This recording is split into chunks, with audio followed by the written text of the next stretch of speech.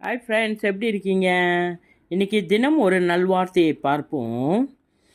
கடந்த காலத்தின் கசப்புக்களையே நினைத்து நினைத்து மனதிற்குள் குமைந்து கொண்டிருப்பவர்கள் நிகழ்காலத்தின் நிம்மதியையும் எதிர்காலத்தின் நன்மைகளையும் இழந்து விடுகிறார்கள். ஓய்வையே விரும்பாமல் உழைக்கத் தெரிந்தவனுக்கு விசேஷ உடற்பயிற்சி தேவையில்லை. தியானமே கூட அவனது உழைப்பாக உருமாறிவிடும். மனம் திறந்து மற்றவரிடம் சிரிக்கத் தெரிந்தவர் தன்னை சுற்றி இருப்பவர்களும் சிரித்து கொண்டு ஆரோக்கியமாக இருக்க உதவி செய்கிறான்.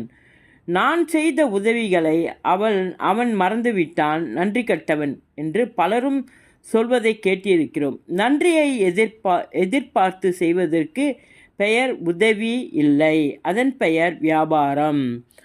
அவன் வீட்டுக்கு போனேன், வீடாது ஒரு சுத்தமும் இல்லை, ஒழுங்கும் இல்லை, வீட்டை அலங்கோலமாய் போட்டு வைத்திருக்கிறார் என்று குறை சொல்பவர்களின் வீடு நிச்சயமாக ஒழுங்கற்றதாகவே இருக்கும். உன் வீடு மாதிரித்தானே உன் நண்பன் வீடும் இருக்கும். எப்படி இருங்க ஃப்ரெண்ட்ஸ்?